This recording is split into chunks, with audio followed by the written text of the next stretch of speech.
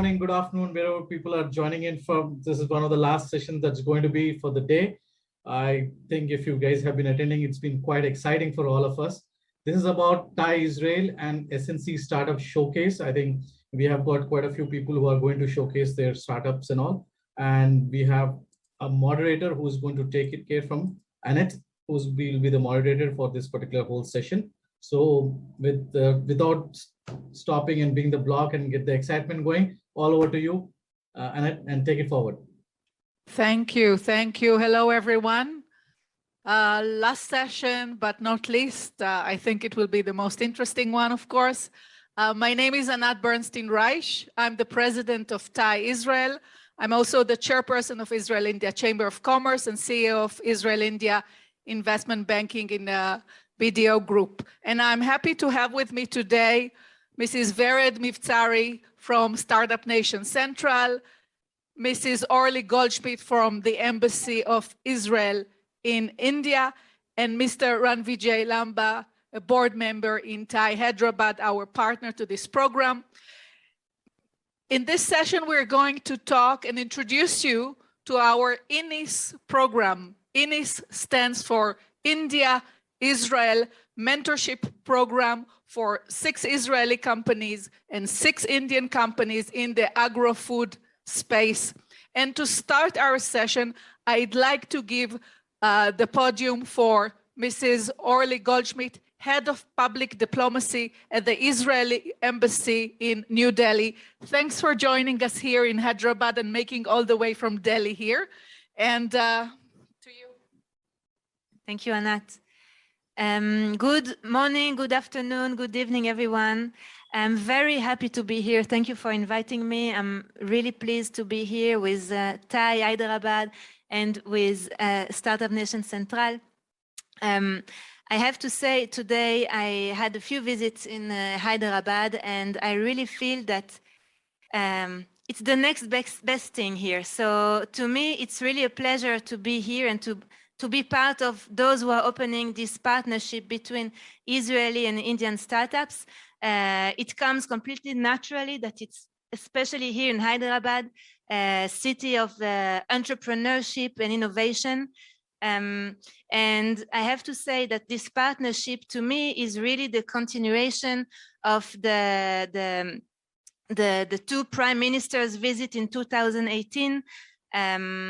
I know that this is an 8-month program, a 2-year program, but to me, it's not a short-term program. It's really a long-term program. We will see the continuity of it, and we will see the fruits of the program. And I'm really looking forward to see the success stories of this joint partnership.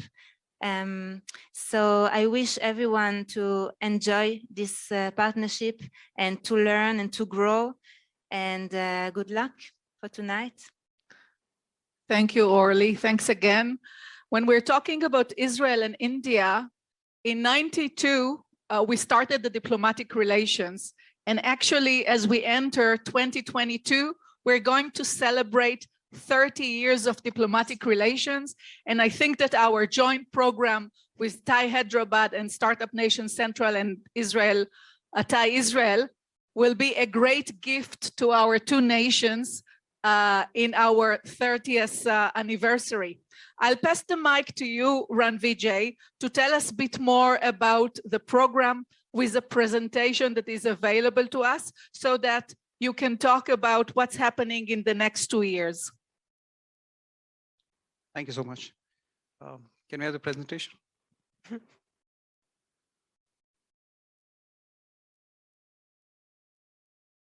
Yeah, so while they bring the presentation up, I think I'll give you a flavor of what went into this and how it became about. So we've been discussing this for a few months and we started backwards. Okay, so the idea was to obviously select startups, give them the right mentorship and support. And our final goals being, how do you make them successful, right? And some of the answers that came about with this exercise was that we need to, find people who've been entrepreneurs or are successful themselves in the field that we choose for every cohort we'll have.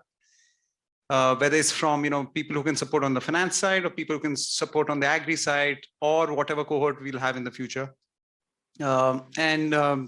we wanted people who are committed on the India side and Israel side. Right? So it's finding people, but finding a lot of people who are equally committed, like we were, towards creating this program. And what has been amazing is the response has been phenomenal. We have, so I'll go through the slides. Actually, I'm speaking with the last slide earlier. Yeah, so I think, can you go back to the first slide? Yeah. So this is the mentorship program. The idea was, how to provide support that you directly get access to the Indian market. And like the first cohort is agri-food tech, we're calling it farm to fork startups. It basically is, everything from farming to the food perspective, right? The focus sectors are agri-food tech. So we just didn't want a generic theoretical inputs, but we wanted more on the ground aspects that, people can help the startups avoid or learn. Right. I mean, you learn with your failures, but if somebody can already tell you how to avoid them or how to be successful in the Indian market context. And for the Indian startups, it was, Israel has lots to offer on the technology side and the know-how even on the market. And so that's what we're looking to provide to the Indian startups, to the Israeli startups on similar lines. Next slide. Yeah, so this has been the timeline where we've almost 15 days back, we got the first shortlist of 16 startups and been going around it. We announced this startup, the program today, but the launch happens on 25th October. What is not true here, though, is the response been much more than we expected. The quality of starters is great. We have 20 mentors who are, who are committed to the program for the next 8 months. And you'll see a few of the names here, but we'll announce it closer to the launch. And so what we've done is we're extending for another couple of weeks. So, startups that are really keen in this space can again, apply, and then we'll try and make sure we're able to meet the 25th October as the start date. So like I mentioned, there'll be 12 startups. 6 startups are being selected from the India side, 6 from Israel. We do expect enough, I'm sure we will get enough commitment from the startups, but we would like, a C-level person who's, in the chair to be able to make decisions. So it's faster to, make changes and go along the way. 12 business mentors of TiE. Again, like I said, the total mentors have just been, it's been very positive. So we have a good group of mentors spread across different domains. Startups commitment, obviously being able to open the Indian market. And from the Israel perspective, particularly, it is, from India side, we are looking forward to new technology and new offering, right, that the Israel startups have for the Indian market. So I think it's an amazing mutual benefiting program, even from the Israel startups, and for the Indian startups, of course, getting access to the Israeli technology know-how and being mentored is going to be phenomenal. This next slide is more about the schedule that we have for 8 months. This is the schedule we've started with, but we are going to be flexible, because it is what startups want and changes that take place. You will have access to a lot of mentors and or whatever fits in best to your roadmap or lifeline, right? So we'll keep making fewer changes, but this is the good macro perspective what we're looking at today as we go forward. These are some of the mentors. Without going in detail, but all these people are very strong backgrounds. Either you're heading Indian Angel Networks or you're heading one of these large corporate houses in the agri space, or people who are heading venture capitalists or having set up agri tech parks. So forth. I mean, those are the mentors you see. We release a complete list with all the details in a couple of weeks from now. But we're very excited that all of them have agreed to be, and I really want to thank all of them for the commitment. Yeah, so I mean, that's the gist and summary of the program. I'll pass it on to Vered to add. Yes, thank you, Ranvijay. Vered, in addition to adding about the program, I'll be happy if you can introduce us to few companies, Israeli companies here. Thank you. Before I invite the company to present, I would like to add a few words. First of all, it's very practical program. I have mine. I don't need the mic. Yeah, sorry. So I must say that it's a very practical program. It's not like a course or a theoretic course. It's to give a very practical tools with mentors from both sides, Israeli mentor, Indian mentors that came from the industry, can help the startups in many aspects, and they can cover all the range. We have, I'm very happy and really appreciate that we have a very interesting and significant mentors that they can give and cover all those aspects. And also, I think it's for the first time, correct me if I'm wrong, I think it's the first time we have a program for both sides of startups, Israeli startups and Indian startups. They collaborate together in order to penetrate the Indian market.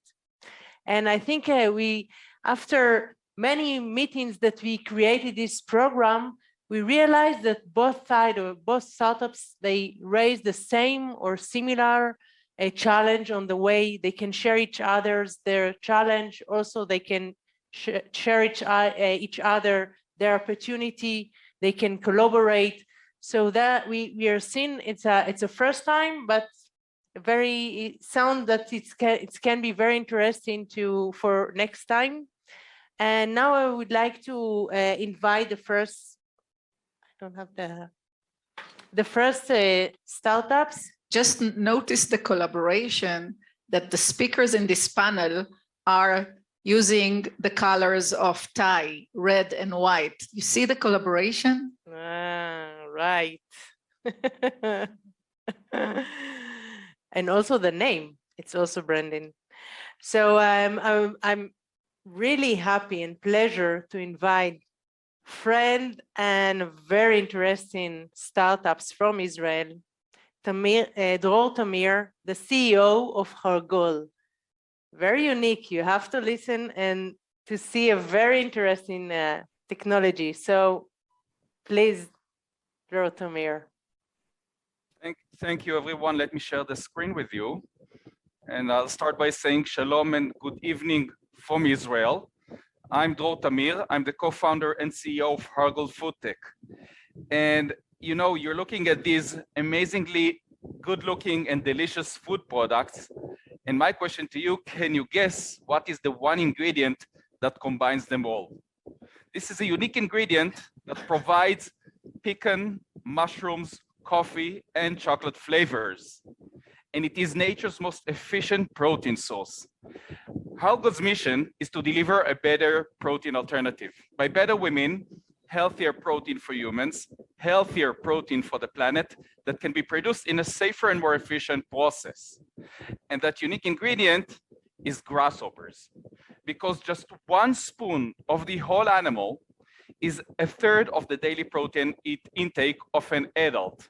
This is equal to over 100 grams of beef steak. It's incredible. You can understand from that grasshoppers are packed with nutrients. They contain 72% whole protein, all essential amino acids that without any processing. They also contain a nutrient-rich content. They are rich in micronutrients, antioxidants, and vitamins such as omega-3, omega-6, iron, zinc, folic acid, magnesium, potassium, calcium, vitamin E, vitamin B3, vitamin B12, and many more. Grasshoppers, as a result, are a much healthier protein ingredient for humans. They provide, of course, they improve the performance of athletes, but it is way beyond that. They can support the growth of children.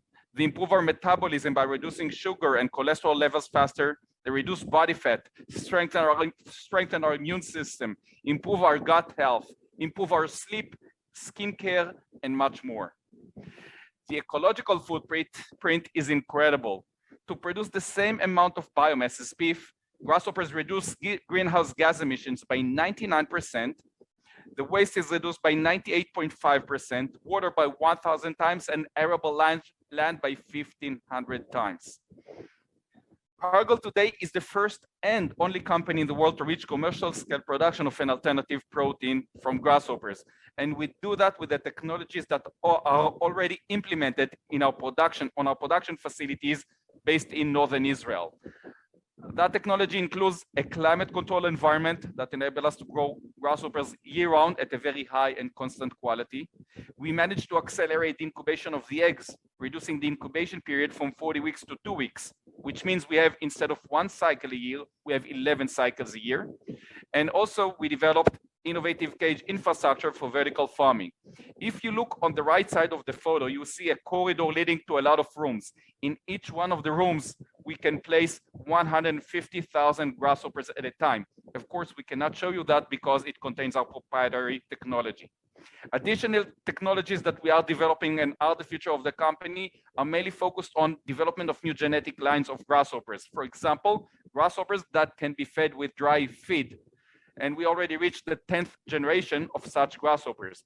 The impact on production costs is incredible. It reduces feed costs by 97% and labor costs by over 50%. And it makes us the most efficient animal-based and also plant-based protein source out there. To explain how efficient it is, if we take a chicken house, with the same infrastructure, we can increase the productivity by 2.5 times more protein per year, while reducing the production cost by over 60%. This is a technology that can fit the world. Argos' business model is B2B. We are offering ingredients to the food, beverage, and supplement industries around the world. Those ingredients come in 2 forms, powder and minced meat. Those ingredients can be easily blended into a variety of food, beverage, and supplement applications. They provide a boost in nutritional content, health benefits, while reducing the ecological footprint. And of course, they provide essential functionality from red natural color, meaty flavors, and improved binding of water and fat, which makes the product juicier and with better texture. Argos is already developing the market with leading food producers around the world. Just a few examples. In Israel, we have a joint venture with Tnuva, the largest food producer, and we are developing a line of products for the performance nutrition. In Japan, we are producing nutritional supplements, gummy bears, that will be launched in China and the US market over the next couple of months. In meat replacement, we are developing hybrid products, plant-based and grasshopper-based products with Tesco in the UK and Brightfood, the second largest food producer in China. In beverages, we collaborate with Coca-Cola. We signed distribution agreements, and our products will also reach the India market in the coming month. We will be launching them in New Delhi first. The future with the grasshoppers looks good. It is tasty and much more juicy. And if you want to take a bite from that future, well, come talk to us because we have something amazing for you. Thank you.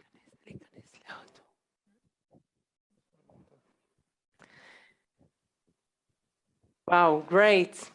I think it's one of a good example for food tech, sustainability, and very innovative technology that came from Israel. For all the investors who listen to us, that it's one of the very interesting company that we choose to present today and in the program itself, and in a few months in India, in a commercial, we hope that in a commercial stage.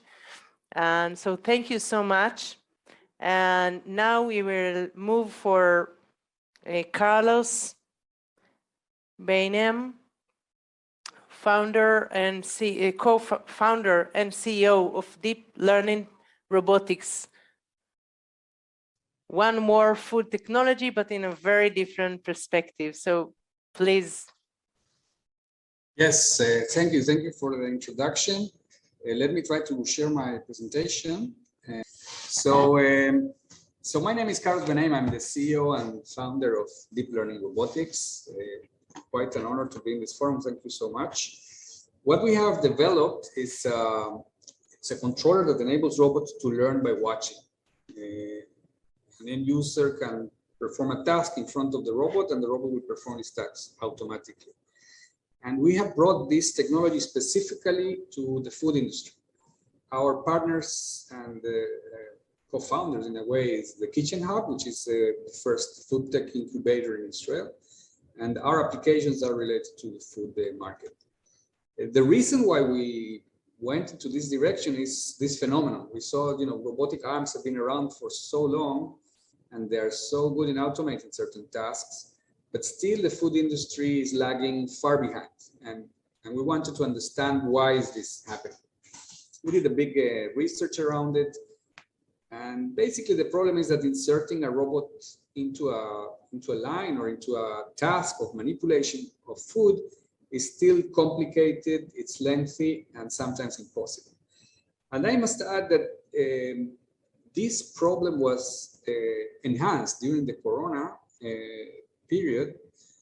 During the pandemic, we saw how dependence on humans manipulating food, it's a big threat to the food logistics. Because in some cases, when people were not able to reach the manufacturing sites or food processing sites, then the chain was threatened in a way. So we see this as another enhancement, another reason why this technology is so important. So after realizing that the problems related to inserting robots is all the process around it, all the engineering work around it, and the changes that requires each time there is a change in the component for the task, we thought to ourselves, what would happen if a robot can learn by watching? What if you can just observe an end user manipulating some food object, and on the spot the robot will do the task? And this will solve most of the problems, if not all the problems that we saw in this food processing sites, and it also opens a wide range of new opportunities.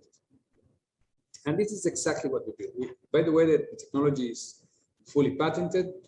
The way it works is the user will show first an object, a fruit or a food component or any other object.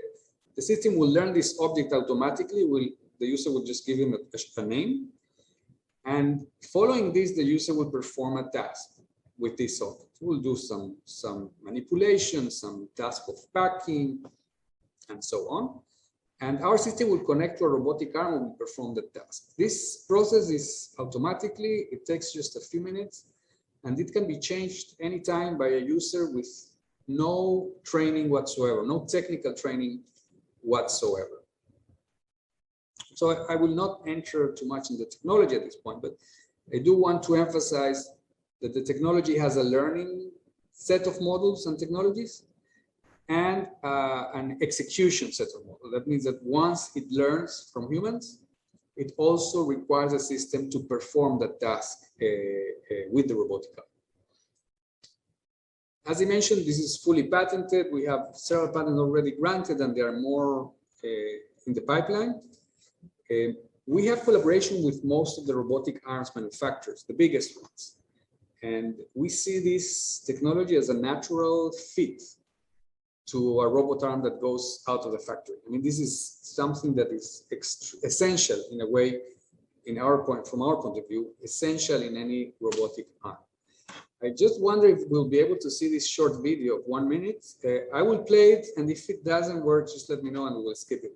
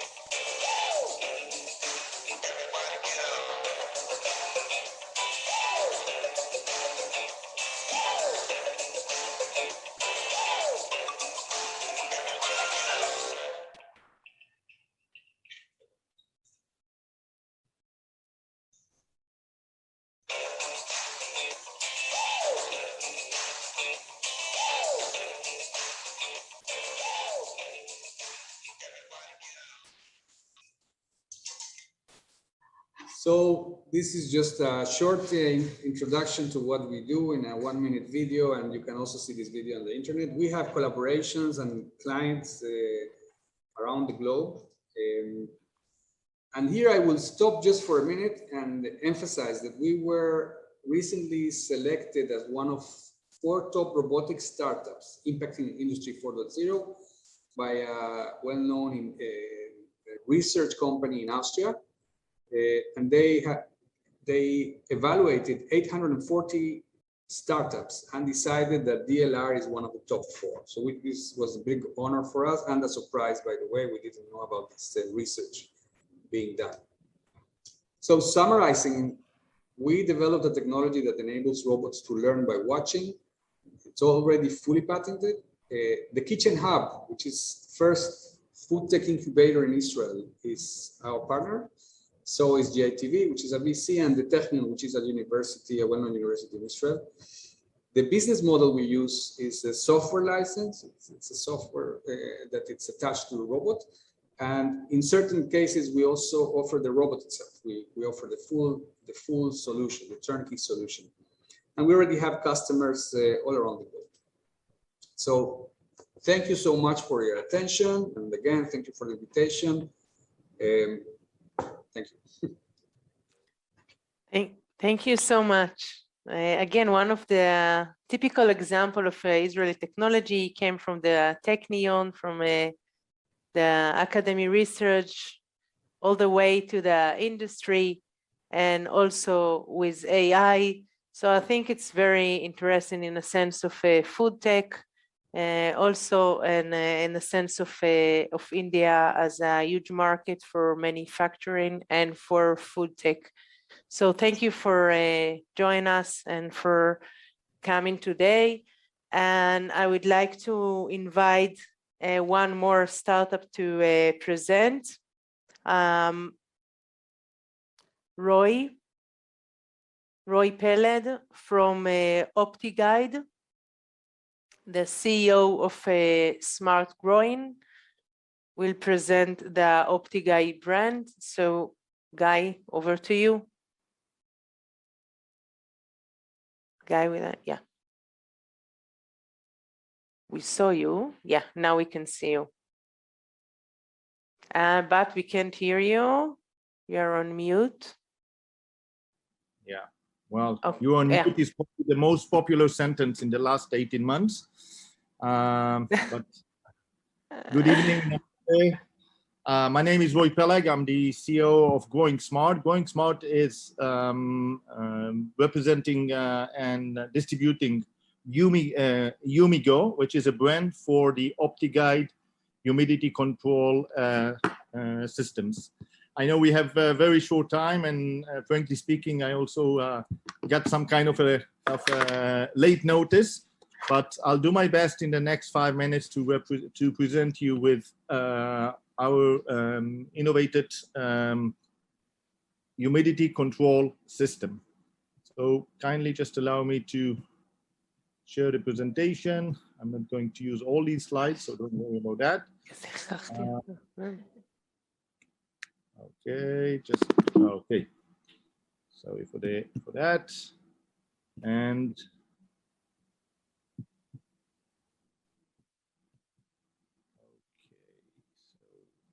we can start. Well, Yumigo is just it's actually humidity in Latin. Our controlled systems are the main purpose of Yumigo systems is to extend the storing period of different kind of fruits and vegetables in cold storage. I'll take potatoes, quite a popular large-scale crop in India, mainly in Gujarat, if I remember correctly. And potatoes can be stored for pretty long time. They have to be stored, especially in countries where the growing season is relatively short.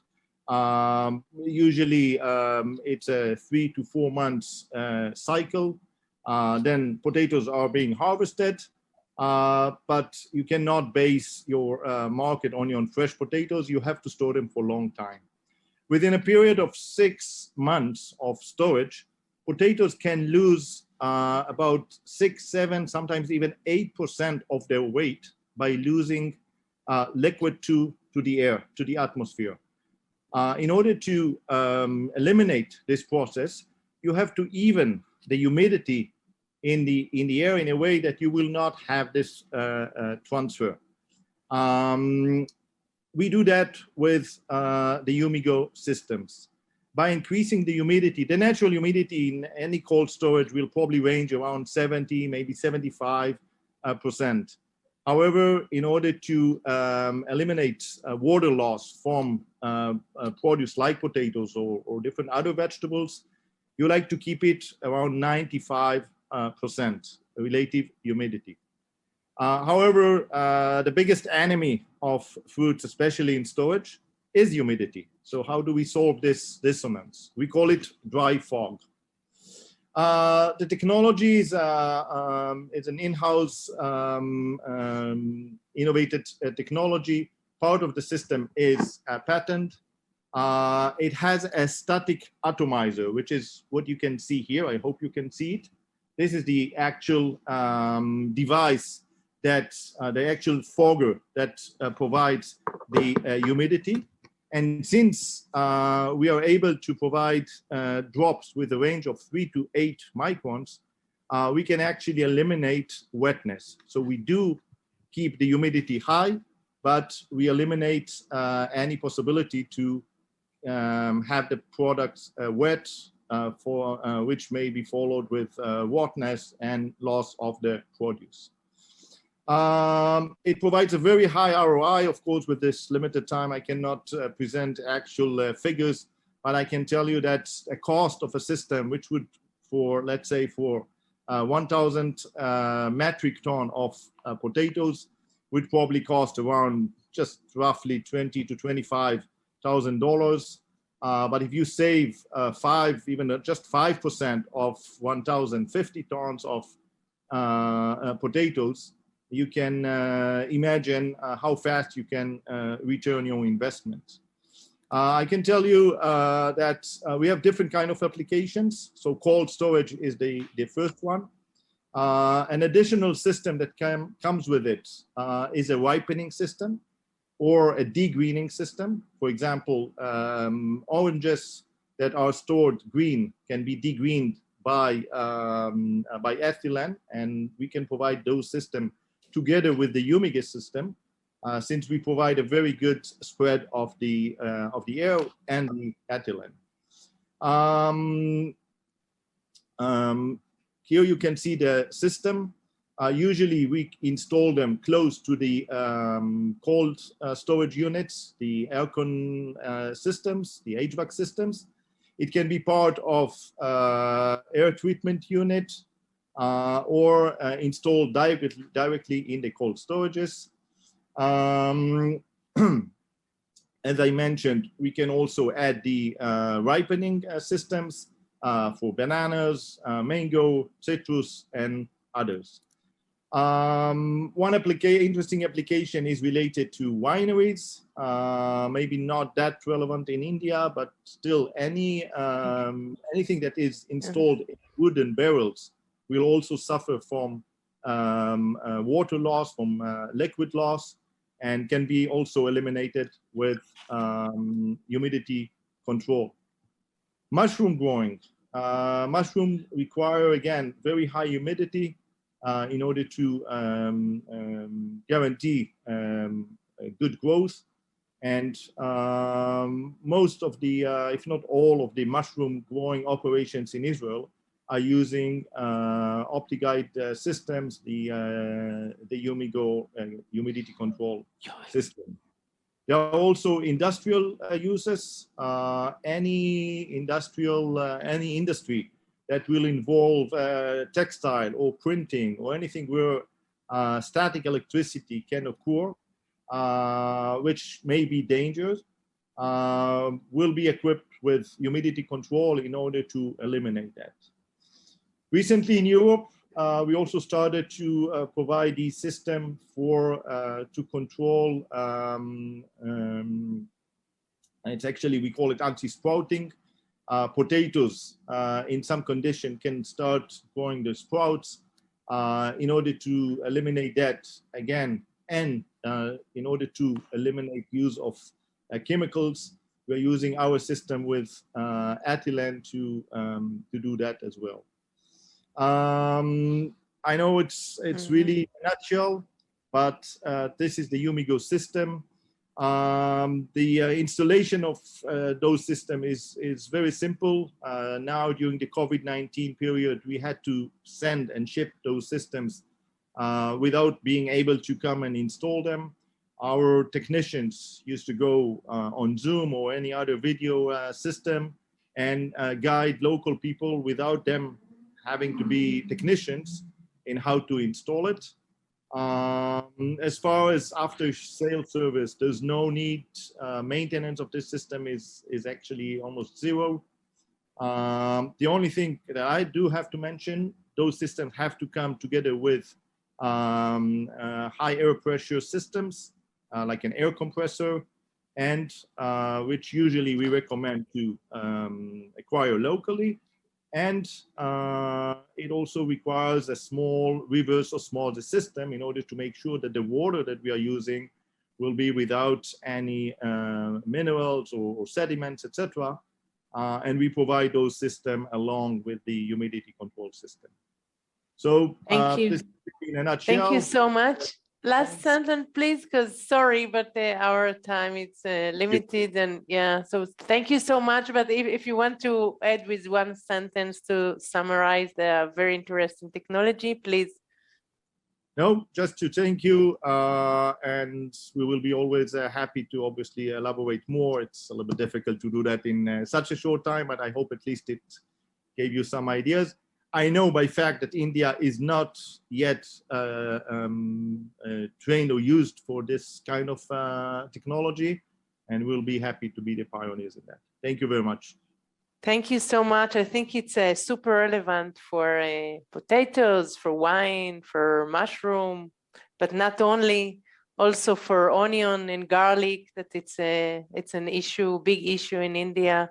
So thank you so much for joining us today, even the last notice. And I think that, you know, the reason that we think that it's super relevant for India, and we wish you good luck with the program. And with that, I would like to move for the last but not least startups for today. And of course, it's only a taste from the program, from the startups that are going to be in the program, and only from the Israeli side, but we have more also from the Indian side. And so for that, I would like to invite Yosefa Ben Cohen, the co-founder of TiE, to present the technology. I just want to add that Yosefa and TiE were the finalists in our TiE Israel TiE Women competition, and she was very close to be the runner-up. And I thought that it will be great to learn, especially in India, of this wonderful company. Wow. Thank you very much.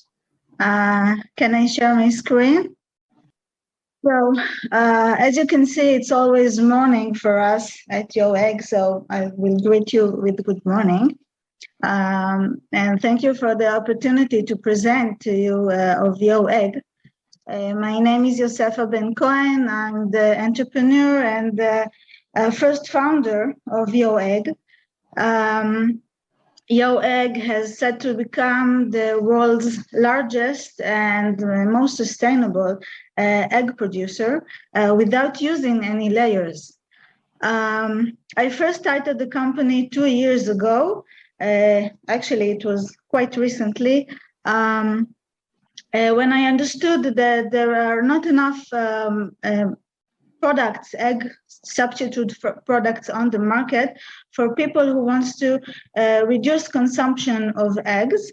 Later on, joined me my husband Nissim for the funding team, my co-founder around the CEO, and Asaf, our CTO. As we all know, The eggs are among the most popular source of animal protein, and it is the cheapest. We are all aware of the environment issues of consuming animal-based proteins, of course, the animal welfare and the moral costs. And people today are aware that they need to reduce consumption of meat and milk and dairy, poultry also, but they have a lot of substitutes on the market, but they cannot find a lot of substitute and good substitute for egg protein, and this is where we step up. We understood that in order to make this change, we need to provide products that have the same nutritional values and even better, the same organoleptic properties as in an egg, and fresh products, and of course, most important is easy to use products. So you're looking at our first product. It's a sunny side up. This is plant-based. It's not made out of chicken. It's based on chickpea protein. And our next product will be the poached egg that its prototype is almost ready. As you can see, both of the products have the same textures with the runny yolk that you can dip your bread into, and it gives the same experience as eating chicken egg. Our customers will get two chilled mixtures. One is white, and the other is yellow yolks that are already shaped. And all they have to do is just fry them on a hot pan, like you used to fry your chicken eggs at home. Let me show you for a few seconds how it's done.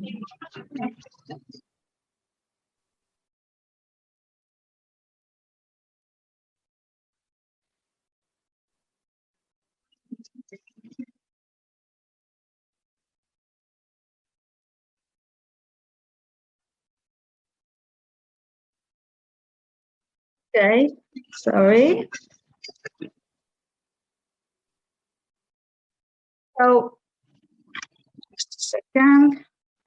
Okay, so you saw it's very simple, it's very easy, it's fast to cook.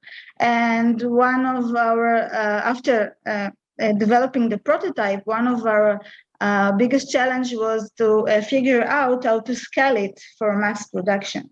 So we came out, we designed a proprietary machinery that will do that. The first one is for the sunny side up. It will be able to produce about 10 million items per year.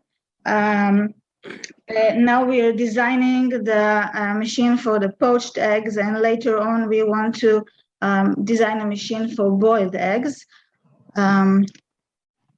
Our business model is to produce the eggs ourselves, to provide them first of all for the food service and then for the retail stores. In order to do so, we will incorporate or use external distributor. We want to build a factory in each region that we will want to launch our products in. So about 70% of the whole egg consumption, the fresh egg, is consumed in the form of a sunny side up, poached or boiled egg, and only the rest is in the form of scrambled and omelette. But in the plant-based area, the products are providing solution only for scrambled and omelette, and today there are no solutions for sunny side up and poached, and there are a few for boiled. We at TiE Egg already launched our product. It's ready for selling. The only other companies that are doing this is in the development stage. So a couple of weeks ago, we firstly launched in Israel our pilot. The picture that you see here is from a breakfast chain well known in Israel.